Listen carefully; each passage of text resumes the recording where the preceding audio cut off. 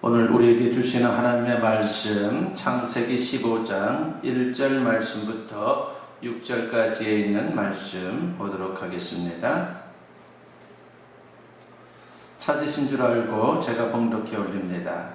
이후에 여호와의 말씀이 환상 중에 아브라함에게 임하여 이르시되 아브라함아 두려워하지 말라. 나는 내 방패요 너의 지극히 큰 상급이니라. 아브라함이 이르되 주 여호와여 무엇을 내게 주시려 하나이까? 나는 자식이 없사오니 나의 상속자는 이 다메섹 사람 엘리에셀이니이다. 아브라함이 또 이르되 주께서 내게 씨를 주지 아니하셨으니 내 집에서 길린 자가 내 상속자가 될 것이니이다. 여호와의 말씀이 그에게 임하여 이르시되 그 사람이 네 상속자가 아니라 내 몸에서 날 자가 내 상속자가 되리라 하시고 그를 이끌고 밖으로 나가 이르시되 하늘을 우러러 무뼈를 셀 수 있나 보라. 또 그에게 이르시되 네 자손이 이와 같으리라. 아브라함이 여호와를 믿으니 여호와께서 이를 그의 의로 여기시고. 아멘. 이 본문 말씀을 가지고 믿음, 하나님을 기쁘시게 하는 것이라고 하는 제목으로 여러분과 같이 은혜를 나누고자 합니다. 갑자기 병이 들거나 생각지 않던 어려운 일이 생기면 우리의 믿음이 흔들릴 수 있습니다. 또 기도 응답이 늦어지면 믿음에 있어서 갈등이 생기기도 합니다. 더군다나 불신자들이 이렇게 조롱을 합니다. 하나님이 계시다면 네가 왜 그런 일을 당하냐? 라고 그렇게 조롱하듯이 말할 때가 있습니다. 그럴 때 어떻게 반응을 해야 됩니까? 분명한 것은 어려운 일이 생기거나 기도 응답이 지연되고 그리고 주변 사람들이 조롱한다 할지라도 하나님은 여전히 살아계십니다. 무엇보다 하나님께서 저와 여러분을 사랑한다는 것은 조금도 변함이 없습니다. 그런데 하나님은 우리가 어떤 상황에서도 믿음으로 반응하기를 원하십니다. 오늘 본문이 바로 그것을 말하고 있는 것입니다. 오늘 본문에서 아브라함은 두려워하고 있습니다. 즉 그의 믿음이 흔들리고 있다는 것을 보여주는 것이죠. 본문 1절 말씀에 보니까 이후에 여호와의 말씀이 환상 중에 아브라함에게 임하여 이르시되 아브라함아 두려워하지 말라. 나는 네 방패여 너의 지극히 큰 상급이니라 하고 있습니다. 여기 나오는 이후에라고 하는 접속사는 본문에서 생략된 상황을 말하는 것입니다. 즉 하나님의 약속이 성취되지 않고 있었던 것이죠. 하나님께서 아브라함을 갈대아 우르에서 불러낼 때에 분명히 내가 너로 큰 민족을 이루고 너를 축복해서 네 이름을 창대하게 해주겠다라고 약속을 하셨는데 그의 약속이 10년이 지나도 여전히 이루어지지 않고 있었던 것입니다. 큰 민족은 그냥 자식 하나 낳지를 못했습니다. 이것이 아브라함의 마음을 불안하게 했을 것입니다. 그러면서 믿음의 해이가 생겼습니다. 혹시 여러분도 이런 경험이 있는지 모르겠습니다. 기도 응답이 안 되고 삶의 현실은 점점 어려워지면서 절망과 해이가 생기고 그래서 하나님에 대해 의심해 보지 않았습니까? 아브라함은 지금 자신도 모르게 이런 두려움과 신앙적인 해이에 사로잡혀 있는 것입니다. 문제는 두려움입니다. 사람 마음에 두려움이 들어오면 믿음은 사라지고 자신도 모르게 갑자기 판단력이 흐려지면서 삶의 방향과 그리고 목적을 잃을 수 있습니다. 그래서 두려움과 염려는 믿음의 반대 개념이다라고 말할 수가 있습니다. 그렇다면 두려움이 여러분 마음을 흔들어 놓을 때에 어떻게 그 두려움을 이겨낼 수 있습니까? 두려워하지 말자, 염려하지 말자. 그렇게 속으로 다짐하면 저절로 두려움이 사라집니까? 사람 말에는 어느 정도 힘이 있지만은 그렇다고 해서 그 힘이 엄청난 것은 아니다라고 하는 것입니다. 사실 사람 말에는 힘이 없습니다. 우리가 아무리 소리 질러도 그것이 우리를 두려움에서 건져내지를 못합니다. 우리를 두려움에서 건져낼 수 있는 것은 오직 하나, 살아계신 하나님이십니다. 하나님의 말씀은 마치 어둠에 비추는 빛과 같고 메마른 땅에 내리는 단비와 같습니다. 그래서 아무리 큰 어려움에 사로잡혀도 우리가 하나님을 만나면 두려움은 사라지고 염려는 없어집니다. 하나님은 두려워하는 아브라함에게 나타나 말씀으로 격려합니다. 아브라함아 두려워하지 말라. 나는 너의 방패요 너의 지극히 큰 상급이니라 하고 있습니다. 하나님의 아브라함 인생의 방패요 상급이라고 했습니다. 여기서 방패가 소극적인 의미에서의 도움이라면 상급은 적극적인 의미에서의 축복입니다.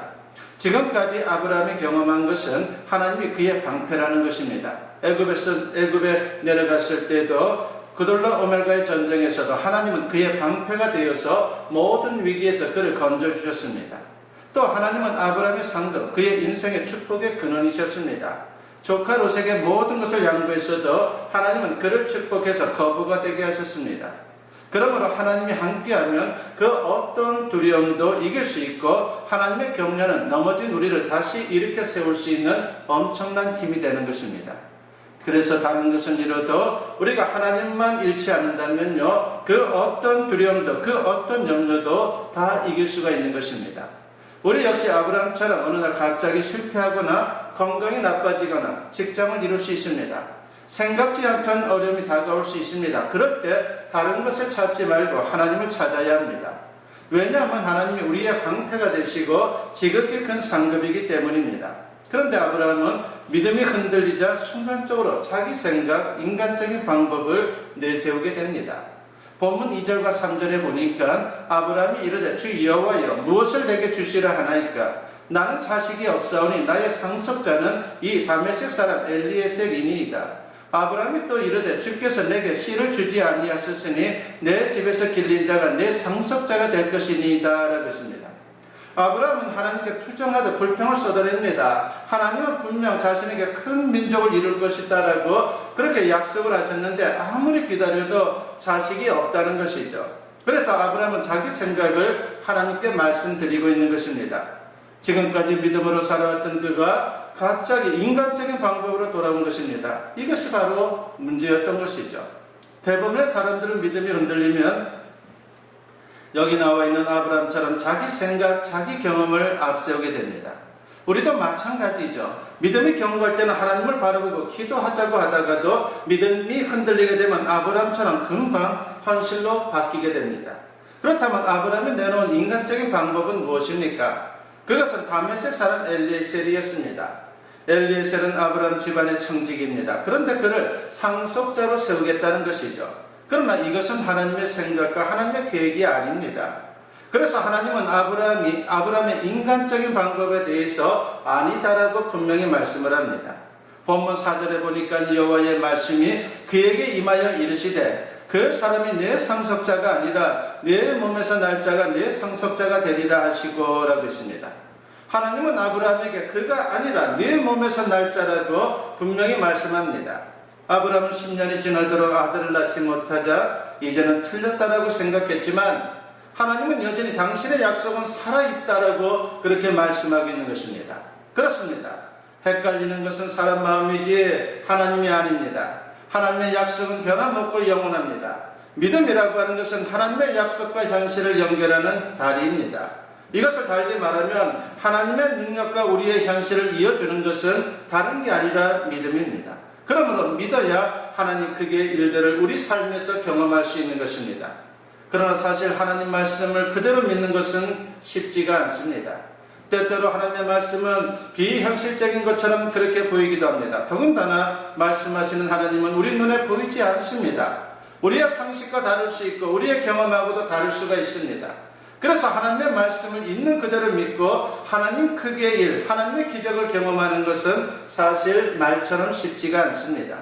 그렇기 때문에 하나님을 믿는 일에 있어서 가장 큰 장애물이 있다면 그것은 바로 나 자신인 것입니다. 우리는 하나님보다 끊임없이 내 자신을 믿으려고 합니다. 그래서 하나님의 말씀이 상식을 벗어나거나 내 생각하고 조금만 틀려도 잘 믿으려고 하지 않습니다. 그리고는 나를 이해시켜보라고 그렇게 말하기까지 합니다. 하나님보다 자신의 이성, 자신의 방법을 믿고 있다는 것이죠. 하나님이 제일 쓰기 어려운 사람은 바로 자기 경험, 자기 생각을 내세우는 사람입니다. 내 생각에는, 내 상식으로는 이렇게 말하는 사람은 절대로 하나님 크기의 일을 체험할 수가 없습니다. 신앙생활에서 가장 큰 싸움이 뭡니까? 마귀와 싸우는 영적 전쟁일까요? 환난과 핍박을 견디고 이겨내는 것일까요? 물론 그것도 엄청난 것이죠. 그러나 그보다 더 중요하고 치열한 싸움은 바로 내 생각과의 싸움인 것입니다. 하나님은 자기 생각, 자기 방법을 내세우는 아브라함에게 다시 믿음을 심어주십니다.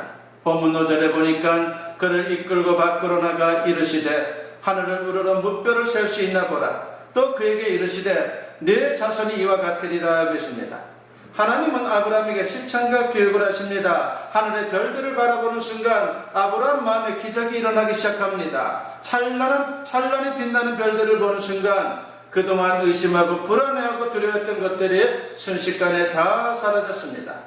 그리고 아브라함 마음에 믿음이 생기기 시작했습니다. 하나님의 약속의 말씀이 불안한 그의 마음을 붙잡아 준 것입니다. 바른 신앙의 기준은 말씀대로 믿고 말씀대로 사는 것입니다. 마침내 다윗이 이스라엘 왕이 됩니다. 그리고 하나님의 도우심으로 모든 반대 세력들을 격퇴하고 왕권을 견고하게 세우게 되죠.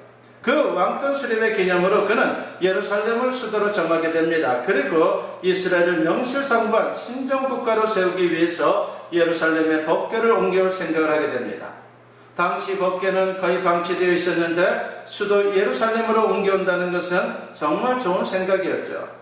그런데 안타깝게도 법궤를 운반하다가 우사가 죽임을 당하는 끔찍한 일이 벌어졌습니다. 우사가 죽임을 당한 게 황당해 보이지만 거기에는 분명한 이유가 있었다는 것입니다. 사무엘하 6장 3절에 보면은 그들이 하나님의 궤를 새 수레에 싣고 산에 있는 아비나답의 집에서 나오는데 아비나답의 아들 우사와 아효가 그 새 수레를 모니라 하고 있습니다. 법궤를 어떻게 운반합니까? 수레에 실어서 운반하고 있습니다. 이게 탈이었던 것이죠.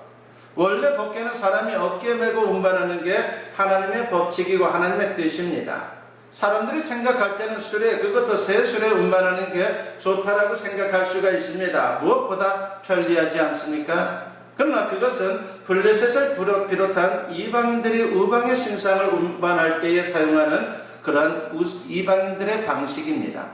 아무도 별 생각 없이 그들이 쓰는 방법이 좋아 보여서 그냥 따라했던 것입니다. 그 결과 하나님이 치면서 우사가 그 가정에 죽고 말았습니다.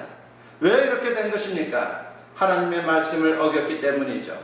민수기 4장 15절에 보면 이런 말씀이 나옵니다. 진영을 떠날 때 아론과 그의 아들들이 성소와 성소의 모든 기구도 없는 일을 마치거든 그와 자손들이 와서 맬 것입니다. 그러나 성물은 만지지 말라. 그들이 죽으리라 하겠습니다. 법궤는 아무나 운반하는 게 아니다라고 했습니다. 레위 지파의 그와 자손만 그 법궤를 옮기는 것을 담당할 수가 있었습니다. 그리고 거룩한 성물인 법궤에 손을 대면 안 된다라고 했습니다. 운반할 때도 조심스럽게 어깨에 메고 가야 합니다. 그래서 법궤에 채가 달려있는 겁니다. 우사가 이 규정을 어기고 하나님께 불경죄를 범하고 만 것입니다. 신앙생활할 때 이런 경우가 얼마나 많은지 모릅니다. 자기는 열심히 합니다. 그런데 하나님 보시기에는 엉뚱합니다. 다윗도 백성들도 그리고 우사가 그런 실수를 범한 것입니다. 그들이 얼마나 정성을 다했습니까? 얼마나 열심히 했습니까? 하지만 하나님의 말씀을 모르고 자기 방식으로 하니까 그게 화가 되었던 것입니다. 그래서 이런 말이 있습니다. 덮어놓고 믿으면 안 된다. 열어놓고 믿으라고 하는 이 말이 있습니다. 무슨 말입니까? 성경책 덮어놓고 믿으면 곤란하다는 것이죠. 부지런히 말씀을 듣고 읽고 알고 믿어야 하는 것입니다. 로마서 10장 17절에서 사도 바울은 이런 말씀을 합니다. 그러므로 믿음은 들음에서 나며 들음은 그리스도의 말씀으로 말미암았느니라 것입니다. 믿음이라고 하는 것은 말씀을 들음으로부터 시작되는 것입니다. 그리고 계속 하나님의 말씀을 들음으로 우리의 신앙이 성숙해지는 것입니다. 말씀을 듣지 않고 읽지 않으면요 10년 20년 교회 다녀도 황이라고 하는 것입니다. 말씀을 모르면 어떻게 됩니까? 교회는 다니는데 세상 방식으로 세상의 풍조와 유행을 따라갈 수밖에 없는 것입니다. 그러면 우사와 같이 되는 것입니다. 그래서 사도 바울은 이렇게 강조합니다. 로마서 12장 2절에 보니까 너희는 이 세대를 본받지 말고 오직 마음을 새롭게 함으로 변화를 받아 하나님의 선하시고 기뻐하시고 온전하신 뜻이 무엇인지 분별하도록 하라고 했습니다. 이스라엘이 광야생활 40년 동안 어떻게 승리할 수 있었습니까? 한 가지 원칙을 지켰기 때문입니다. 그들은 무조건 구름기둥 불기둥을 따라갔습니다. 바른 신앙은 말씀 중심의 신앙입니다. 다른 것 없습니다. 미신 믿듯이 우상 종교 믿듯이 하지 마십시오. 은사도 중요하고 기도도 중요하고 체험도 중요합니다. 그러나 가장 기본적인 것은 말씀입니다. 말씀을 무시하고 말씀에 어긋나면 모든 게 헛것이 될 수 있습니다. 그렇습니다. 하나님의 말씀이 사람들 마음에 믿음을 심어주는 것입니다. 정말 믿음의 사람이 되기를 원합니까? 그렇다면 하나님 말씀에 귀를 기울이십시오. 예배와 멀어지지 말고 하나님의 말씀을 가까이 해야 합니다. 하나님께서 아브라함을 찾아와 그에게 다시 약속의 말씀을 주자 그의 가슴을 짓누르던 그 모든 두려움들이 사라졌습니다. 하나님의 말씀이 그에게 능력이 되었던 것입니다. 오늘 본문에서 아브라함이 하나님을 믿게 되었을 때에 하나님은 그것을 의로 여겼다라고 말씀을 합니다. 본문 6절에 보니까 아브라함이 여호와를 믿으니 여호와께서 이를 그의 의로 여기시고 라고 했습니다. 우리가 언제 하나님 앞에 의로워질 수 있습니까? 다른 게 아닙니다. 하나님을 믿을 때입니다. 아브라함이 무슨 위대한 일을 했기 때문이 아니라 단지 그가 하나님을 신뢰하자 하나님께서 그를 의롭게 여겨주신 것입니다. 아브라함이 모든 것을 포기하고 갈대아 우르를 떠났을 때에 하나님께서 아브라함을 의로 여기셨다라고 말하지 않았습니다. 또 위험을 무릅쓰고 여러 왕들과 싸워서 조카 롯을 위기에서 구했을 때에 아브라함의 그 용기 있는 행동을 보고 의로 여겼다라고 또한 말씀하지 않았습니다. 살레몬 멜기세덱에게 11조를 드렸을 때도 아닙니다. 전리품을 다 가져가라고 하는 소돔 왕의 제의를 거절했을 때에 아브라함을 의롭다라고 말하지 않았습니다. 그런 것들이 하나님을 감동시키는 것이 아닙니다. 그런데 본문은 아브라함이 여호와를 믿으니 이 믿음을 보고 그를 의로 여겼다라고 말씀을 합니다. 사람들은 주로 영적인 행동이나 열심 있는 봉사나 남을 위해 희생하는 사람들의 그 멋있는 행실을 귀하게 여깁니다. 우리는 사람들의 착한 행실 선행이 하나님을 감동시킬 것이다라고 그렇게 생각을 합니다. 그러나 성경은 그렇게 말하지 않습니다. 하나님을 감동케 하는 것은 다른 게 아닙니다. 믿음이다라고 하는 것입니다. 그래서 히브리서 11장 6절에서 히브리서 기자는 이렇게 말하죠. 믿음이 없이는 하나님을 기쁘시게 하지 못하나니 라고 말합니다. 그렇습니다. 믿음이 하나님을 기쁘시게 하는 것입니다. 우리가 구원받는 것도 바로 이 믿음 때문입니다. 성경은 우리의 노력이나 선한 행위가 아니라 믿음으로 구원받는다라고 분명히 말씀하고 있습니다. 요한복음 3장 16절에서 주님이 말씀합니다. 하나님이 세상을 이처럼 사랑하사 독생자를 주셨으니 이는 그를 믿는 자마다 멸망하지 않고 영생을 얻게 하려 하심이라고 말입니다. 성경은 믿는 자마다라고 말씀합니다. 더군다나 이 믿음은 노인도 가질 수 있는 것이고 어린이도 가질 수 있습니다. 누구든지 자기 행위나 자기 방법을 의지하지 않고 하나님이 보낸 구원자신 예수님을 믿기만 하면 하나님은 그를 의롭다 하시고 구원하신다라고 하는 겁니다. 이것이 바로 성경이 말하는 구원의 교리이며 기독교 신앙의 핵심입니다. 사도 바울이 깨달은 것도 바로 이것입니다. 그래서 그는 로마서 1장 17절에서 이렇게 외칩니다. 오직 의인은 믿음으로 말미암아 살리라고 말입니다. 로마서의 이 말씀이 마틴 루터에게 들어갔을 때에 어두웠던 중세가 무너지고 종교개혁의 밝은 빛이 임했습니다. 그러므로 우리 안에 두려움과 의심이 생길 때마다 불신앙으로 반응하지 말고 또 자기 경험이나 습관으로 반응하지 말고 우리는 반드시 믿음으로 반응해야 하는 것입니다. 하나님은 우리의 방패요 우리의 상급이십니다. 우리가 그 하나님의 약속의 말씀을 믿고 흔들리지 않을 때에 하나님은 그런 우리의 믿음을 기뻐하시고 그것을 의로 여겨주실 것입니다. 그리고 승리케 하십니다. 이 은혜가 우리 모두에게 충만할 수 있기를 주님의 이름으로 간절히 축원합니다. 기도드립니다.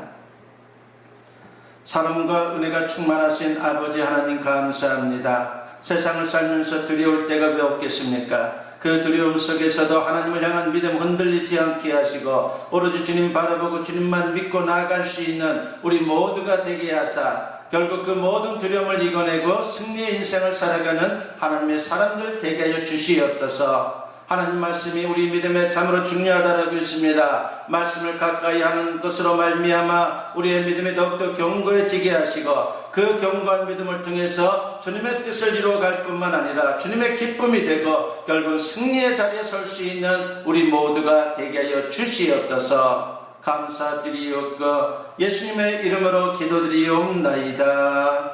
아멘. 축복 기도드립니다. 이제는 우리 주 예수 그리스도의 은혜와 아버지 하나님의 무궁하신 사랑하심과 성령의 감화감동 역사 충만하심이 오늘 주님께 예배로 영광 돌리며 이제 선포된 말씀과 같이 오로지 믿음을 통해서 주님의 기쁨이 되는 인생을 살아가기를 다짐하고 결단하며 세상을 향하는 주님의 사랑하는 자녀들 위해 지금으로부터 영원토록 함께 하시기를 간절히 축원하옵나이다.